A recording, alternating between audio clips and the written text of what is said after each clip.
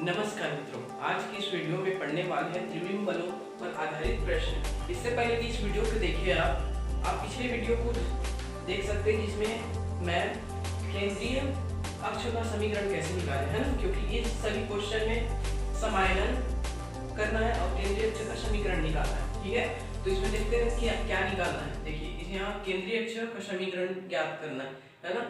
तो यहाँ देखिए निर्देशांकों और सरल रेखा, ठीक है, निर्देशांकों मतलब ये तीन निर्देशांक होंगे, ठीक है, x इक्वल टू 1, ठीक है, y equal to 1 and z equal to 1, okay.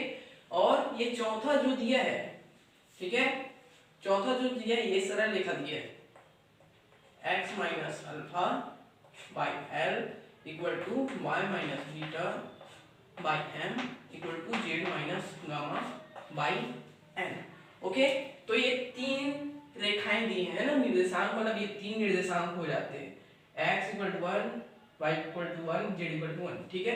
तो इसको हमको इस कार्तीय रूप में लिखना है ना। तो कैसे लिखेंगे, ये x इक्वल टू 1 है तो y इक्वल टू 0 हो जाएगा इस कंडीशन में, ठीक है, और z इक्वल टू 0 हो जाएगा। कार्तीय रूप में लिखें कैसे लिखाएगा, x इसके नीचे आ जाएगा, ठीक है, जो 1 है, सॉरी 1 है x के नीचे आ जाएगा, तो ये x by 1 equal to y by 0 equal to z by 0।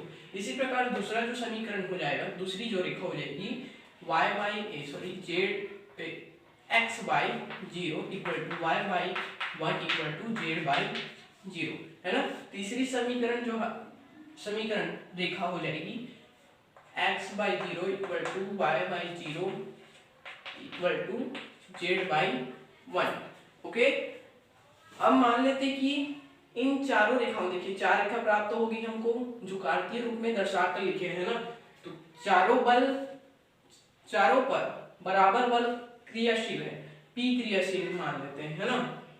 तब इन रेखाओं के अनुदिश क्रिया करता है निर्देशांक को एवं दी गई रेखा के अनुदिश P का घटक जो होगा, ठीक है। घटक कैसे निकालते हैं P का, जैसे मैं पहली रेखा के लिए निकालता हूं x1 का मान, तो क्या हो जाएगा, बल जो लग रहा है उसको लिख देंगे, बल P लग रहा है, ठीक है, और इंटू 1 कर देंगे, इक्वल आएगा P, ओके। इसी प्रकार पहली रेखा के लिए P का घटक होगा y अक्ष में y1 equal to P into 0 equal to 0, वैसे z equal to P into 0 equal to 0। इससे क्या समझ आ रहा है, घटक निकालना है ना, जो भी क्रियाशील रेखा के लिए निकालना है, ठीक है, उस पर जो बल लगेगा उसके साथ उस अक्ष में जितना दिक् को जे आता है उसको गुना करके लिखना है ना। इसी प्रकार दूसरी जो सरल रेखा होगी उसके लिए क्या हो जाएगा, मान क्या हो जाएगा, ये 0 हो जाएगा, ठीक है, y2 equal to P, okay, and z2 equal to 0, ठीक है। तीसरी रेखा के लिए देखते हैं, तीसरी रेखा के लिए x1 equal to x3 equal to 0, y3 equal to 0, z3 equal to P, okay. अब यहां देखते हैं चौथी जो रेखा के लिए x4 equal to P into इसकी दिक् को जे हो जाएगी, चौथी रेखा x अक्ष के लिए L, okay, y4 equal to P into M, z4 equal to P into N, okay.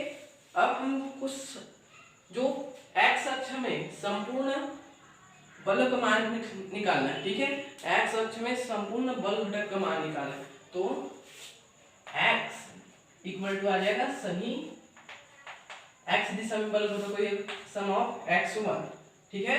तो यहां देख पा रहे हैं आप x1 इक्वल टू P है, ठीक है, x2 इक्वल टू 0, इसका x3 इक्वल टू 0 है, ठीक है, और x4 इक्वल टू PL है, ठीक है, P plus zero plus P into L. Okay, यहाँ पी को कॉमन निकाल लीजिए, अंदर में बचेगा 1 प्लस एल। ठीक है, इसी प्रकार y का मान निकालते हैं, summation of y1 equal to, ठीक है, यहाँ 0 plus p plus 0 plus p into M equal to p, बाहर निकाल लीजिए। इसी प्रकार z इक्वल टू आएगा sum of z1 equal to p1 plus n। Okay, अब निर्धारण कर लेते हैं एल एम एन के का। ठीक है, एल एम एन का निर्धारण कर लेते हैं। ये क्या है, बल युग्म आघूर्ण के एक्स वाई और जेड में घटक है। ठीक है, तो ये पहली रेखा के लिए कर रहा हूं मैं, तो क्या आएगा पहली रेखा के लिए L1 M1 N1 इस प्रकार से लिखेंगे, है ना। और इसका जो निर्देशांक है x1 y1 z1 by capital X1 capital Y1 capital Z1। ठीक है, यहां से निकालते हैं, क्या आएगा, देखिए यहाँ पर जो है माइनस जीरो कार्तीय फॉर्म में लिखते हैं, तो माइनस के बाद जो भी जगह आता है वही इसका निर्देशांक होता है। यहाँ x1 y1 z1 का मान है 0 0 0। ओके, अब यहाँ x1 का मान है p। ओके, p है, y1 का मान तो 0 नहीं है और z1 का मान भी 0 है। ठीक है, निकाल लेते हैं यहाँ से, यहाँ तो L1 M1 N। ठीक है, यहाँ L1 का मान लिखिए 0 0 से गुणा करके माइनस 0 0 गुणा करके मतलब 0 ही होगा। L1 equal to 0, M1 equal to 0, N1 equal to 0। ठीक है, इसी प्रकार रेखा 2 व 3 में P बल के लिए L2 equal to 0, M2 equal to 0, N2 equal to 0 होगा। ठीक है, और तीसरी जो रेखा के लिए भी यही प्राप्त होगा, है ना। L3 equal to 0, M3 equal to 0, N3 equal to 0। चौथी रेखा के लिए इसका मान हो जाएगा L4 M4 N4। ठीक है, इसके निर्देशांक हो जाएंगे अल्फा, ठीक है, बीटा एंड गामा। ओके, और जो इस पर बल लग रहा है उसको लिख लेते हैं, है ना। x4 equal to p into L, ठीक है, y4 equal to p into M, z4 equal to p into N. ठीक है, तो यहां से निकालते हैं L4 इक्वल टू, देखते हैं यहाँ L4 इक्वल टू यहाँ B T N minus gamma T M आएगा, मतलब टी कॉमन आ रहा है, बाहर निकाल के लिख लेते हैं। इसका मान है beta N minus gamma N.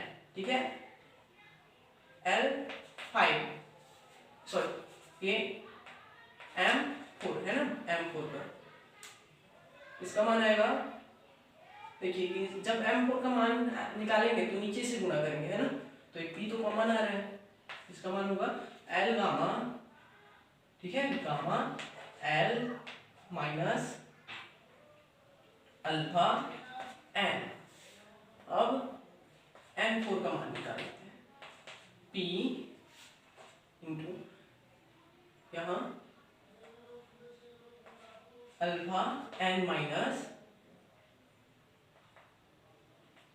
Gamma L। Okay, चलिए L का मान निकाल लेते हैं। L इक्वल टू होगा सम ऑफ L1, ठीक है, इसी प्रकार M equal to sum of M1, N equal to sum of N1। ठीक है, तो यहां से इसका मान आ जाएगा, देखिए L का जो 3 है, तीन जो क्रिया रेखा पहला उसका मान 0 आ रहा है, ओनली L4 ही एक्टिव है।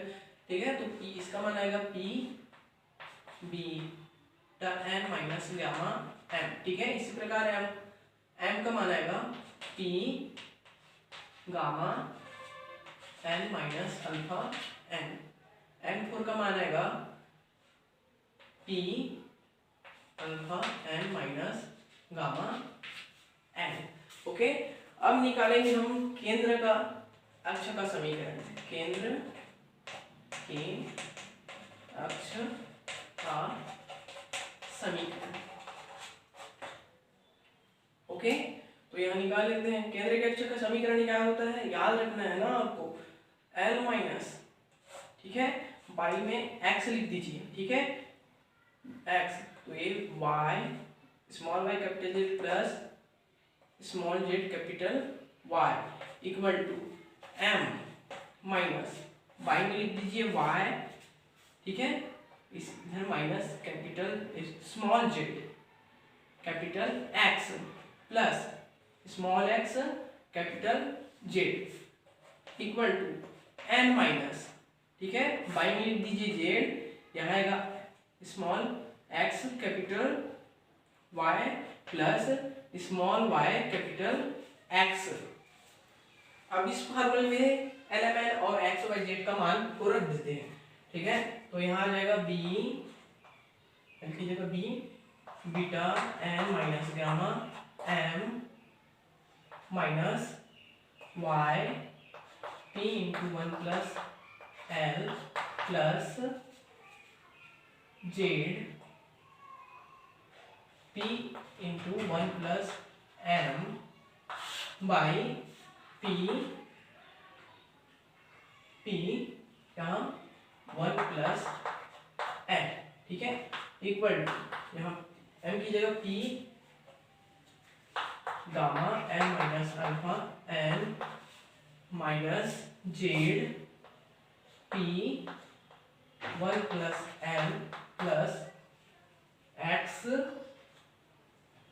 z 1 plus n by y की जगह p plus p into 1 plus n equal to, है ना, n की जगह रखना है हमको p alpha n minus gamma l minus x, ठीक है, y की जगह रखना है p 1 प्लस m प्लस या y स्मॉल y, ठीक है, into x p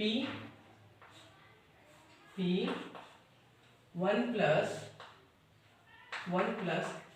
n by p into z, है ना, 1 प्लस n।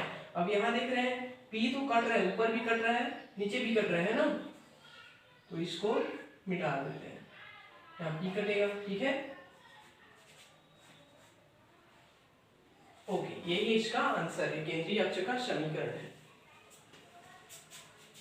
नेक्स्ट क्वेश्चन देखते हैं। इस क्वेश्चन में दिया है x y z, ठीक है, अलग अलग इन क्रिया रेखाओं के अनुदिश कार्य कर रहे हैं, ठीक है।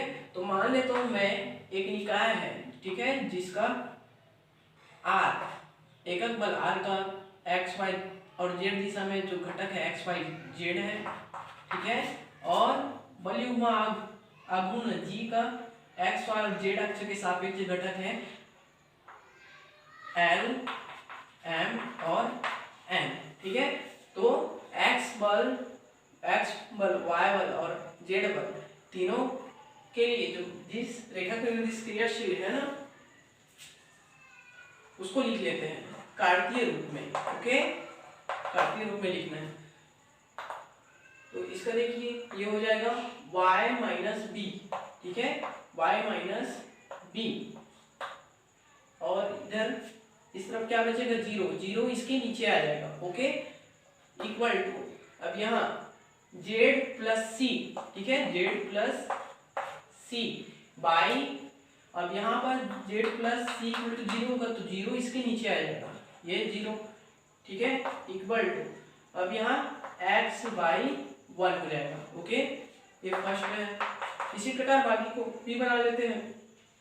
यहाँ z माइनस सी बाई 0, यहाँ x plus a by 1, okay, अब यहाँ y बाई 1 आ जाएगा, यहाँ पास आना 0 आएगा। ओके,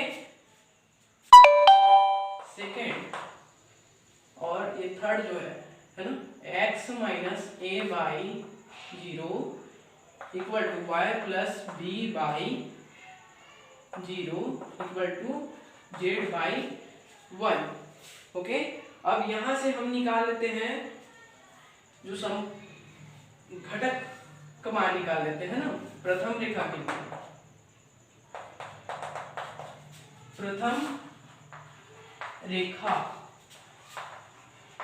में बल x के लिए, ठीक है, हो जाएगा x1 इक्वल टू कौन सा बल लग रहा है इसमें, x बल लग रहा है ना, और इस x दिशा में दिक् कोज्य हो जाएगी 1।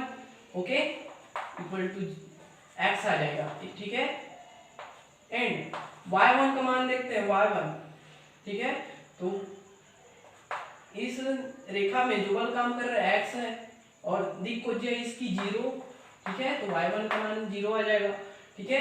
और यहाँ देख रहे हैं आप कि z1 का मान निकाले तो इस रेखा के लिए बल कार्य कर रहा है x, ठीक है, और इसके दिक् कोज्य है 0, ठीक है, तो इसका मान भी आएगा x इंटू 0 इक्वल टू 0, ठीक है। इसी प्रकार द्वितीय व तृतीय रेखा के लिए माना जाएगा x2 है ना, x2 इक्वल टू यहाँ 0, y2 इक्वल टू y है ना, y और z2 इक्वल टू 0, ठीक है। x3 का मान निकालें तो यहाँ आएगा 0, y3 equal to 0 and z3 equal to z आ जाएगा, है ना, गुणा करेंगे तो जी।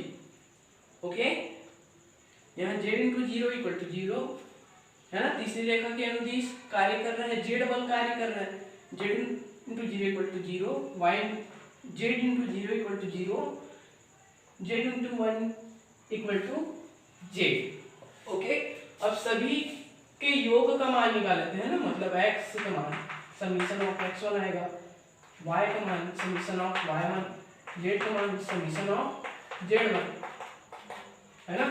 तो यहाँ देख रहे हैं हम सभी x के मानों को जोड़ेंगे, x1 plus x2 plus x3, ठीक है ना, तो x plus 0 equal to x आ जाएगा, ठीक है, x plus 0 equal to x, है ना। y के सभी मानों को जोड़कर रखते हैं तो क्या आएगा, 0 plus y plus 0 equal to y, है ना। z के सभी मानों को जोड़ कर लिखते हैं तो 0 plus z equal to j, ठीक है। अब यहाँ हम लोग निकालेंगे बल x के लिए, बल x के लिए निकालेंगे, है ना, L1 M1 और N1 का मान, ठीक है, x1 y1 z1, x capital x1 capital y1 capital z1। अब यहाँ x1 y1 z1 क्या है, क्रिया रेखा एक का निर्देशांक है, ठीक है, उसको उसकी जगह पुट कर लेंगे L1 M1 N1, ठीक है। तो यहाँ पास जो निर्देशांक है, ठीक है, x माइनस 0, यहाँ x1 का मान आएगा 0, यहाँ से रखेंगे b, यहाँ माइनस c। ओके, अब ये जो बल कार्य कर रहा है ना इस अक्ष में x1 इक्वल टू x, है ना, और y1 का मान तो 0 निकाले हैं, z1 का मान 0 का मान निकालेंगे, कैसे निकालेंगे, b और 0 को गुणा कर देंगे, ठीक है, b इंटू 0, ठीक है, माइनस करेंगे 0 इंटू माइनस सी, है ना, 12 का मान क्या आएगा, 0 क्या आ जाएगा, ठीक है। अब बीच वाले मान को निकालते हैं, मतलब m1 को निकालेंगे, कैसे करेंगे, ऐसे नीचे से ऊपर गुणा करेंगे, है ना।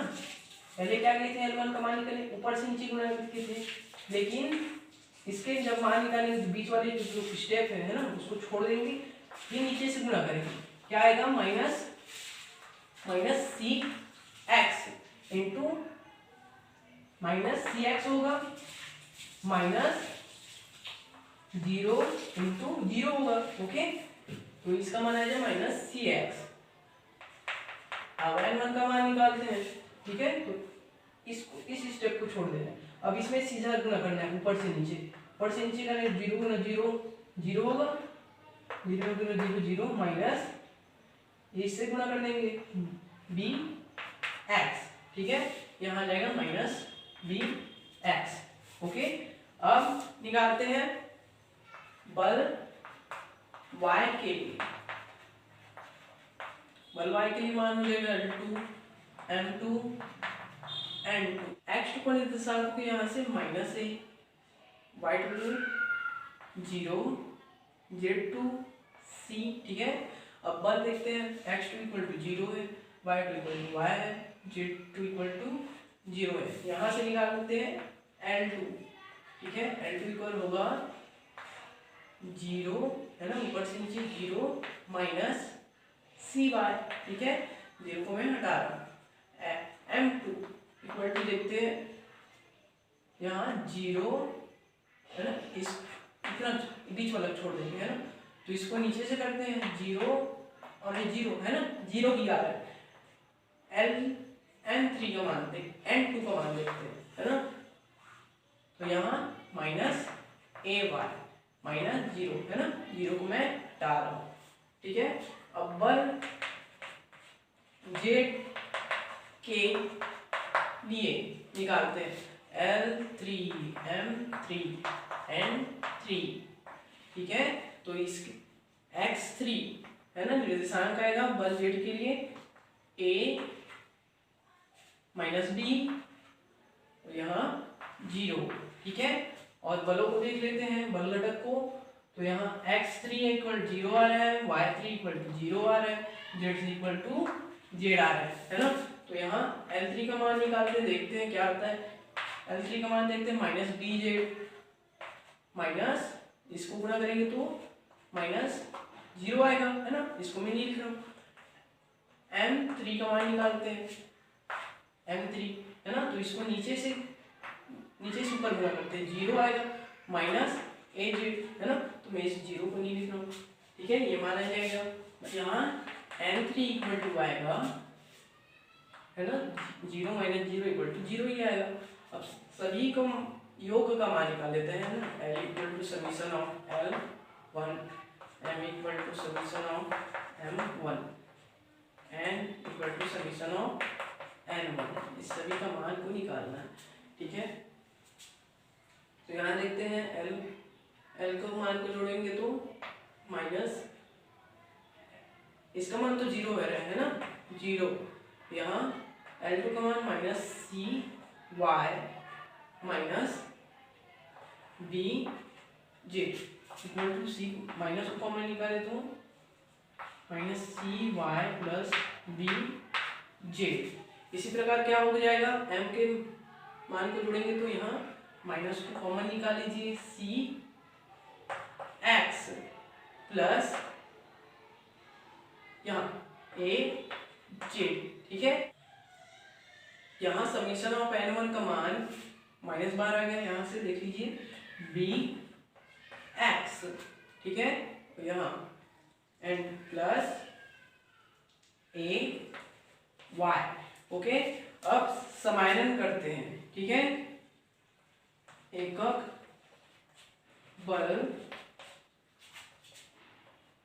R तथा एकक बल युग्म G का समानयन करते हैं। ठीक है,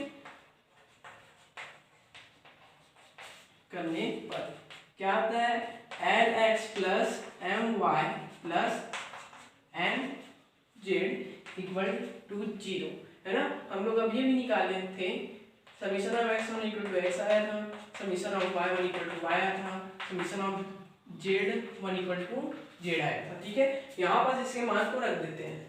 ओके, तो यहाँ l का मान रखते हैं है ना, यहाँ पर इक्वल टू 0 आ रहा है, ये ध्यान देने वाली बात है। ठीक है, यहाँ l का मान रखते हैं, l का मान यहाँ आया है माइनस सी है ना, minus C Y plus B Z into X, okay, minus C X plus A Z into Y minus, ठीक है, B X plus A Y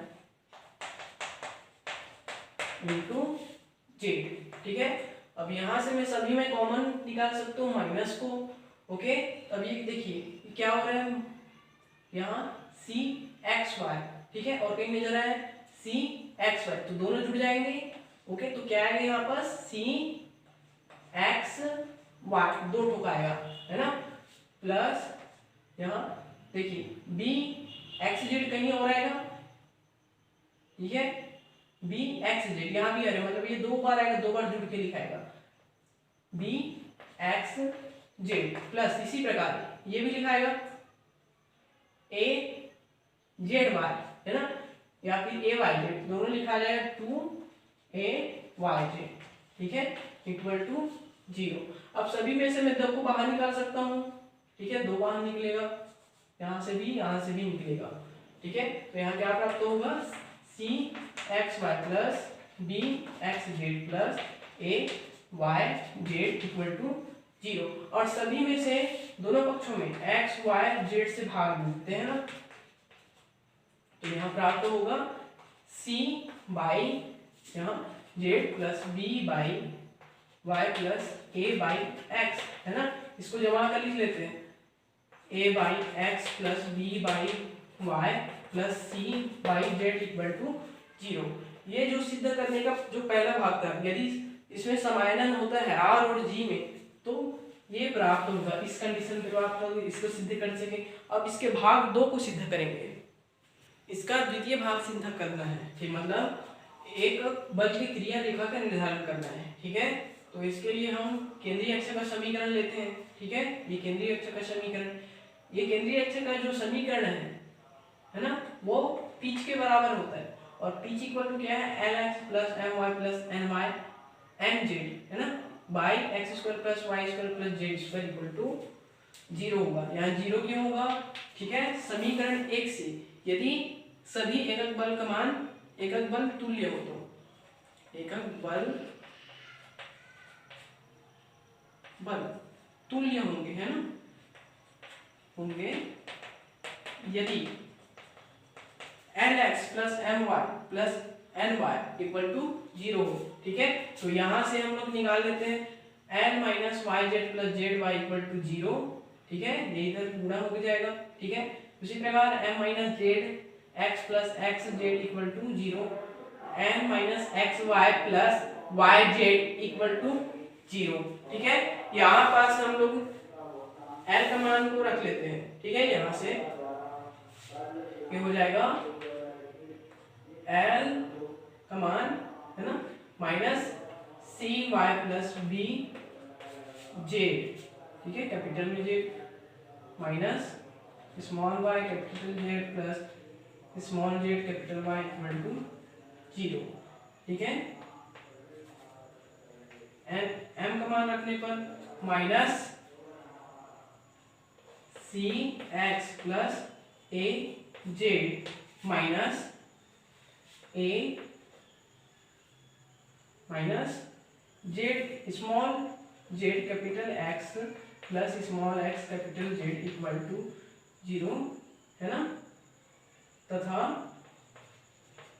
तीसरा मान रखेंगे तो एन का मान आएगा minus B X plus A Y, ठीक है, minus small X capital Y plus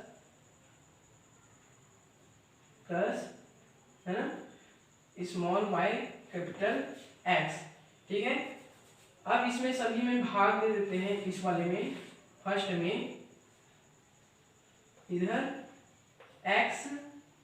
Y Z का भाग दे देते हैं ना, वाई जेड का, इसमें दे देते हैं जेड एक्स का भाग दे देते हैं, ठीक है। और इसमें हम बाहर दे देते हैं एक्स वाई का। ठीक है, तब इस कंडीशन में क्या आता है देखते हैं। यहाँ आएगा माइनस, ठीक है, C by Z plus B by Y minus Y by, है ना, small Y by capital Y plus small Z by capital Z. ठीक है, इक्वल टू 0। ठीक है, जो दूसरा समीकरण प्राप्त तो क्या होगा देखिए, C by Z plus A by X minus small Z by capital Z plus small X by capital X equal to 0, तथा जो तीसरा जो क्रिया रेखा समीकरण प्राप्त होगा minus B by Y plus A by X minus X by capital X plus small Y by capital Y equal to 0। अब यहाँ समीकरण 2 से देख पा रहे होंगे आप कि इस C by Z plus B by Y, ठीक है, इसका जो मान है, ठीक है, ये वाला है। अब यहाँ समीकरण 2 से देख पा रहे होंगे आप B by Y plus C plus यहाँ समीकरण 2 से आप देख पा रहे होंगे C by Z plus B by Y, है ना। ठीक है, इधर माइनस करें तो इसके इक्वल क्या आ रहा है, ए बाई एक्स, मतलब इतने माइनस साइन, इतने के मान को भी लिख सकता हूं मैं ए बाई एक्स, ठीक है, minus small Y by capital Y plus Z by capital Z equal to 0। ठीक है, अब यहां से इसको देखिए C by Z plus A by X, है ना, तो इसके इक्वल क्या लिख सकता हूँ ना, इन दोनों को इधर कर दे तो माइनस में आता है, तो यहाँ लेफ्ट में बचेगा बी बाई वाई बचेगा, है ना, और जो बचता है उसको लिख देते हैं। ठीक है, माइनस बी माइनस, है ना, Z by Z plus X by X equal to 0। ठीक है, तीसरा जो समीकरण प्राप्त होगा, ठीक है, बी ए, है ना, बी ए, तो यहाँ आएगा C by Z minus small X by capital X plus small Y by capital Y, ठीक है, इक्वल टू 0। ठीक है, इसको यदि इसको मैं सामने लिखूं तो कैसे लिखाएगा, ये चिन्ह को हटाकर, मतलब माइनस से गुणा करके लिखे तो सभी में, ठीक है, तो क्या लिखाएगा, मतलब राइट साइड 0 है ना, मतलब वो हिच पड़ेगा। ठीक है, ये आएगा Y by capital Y minus A by X minus small Y by capital Y equal to 0।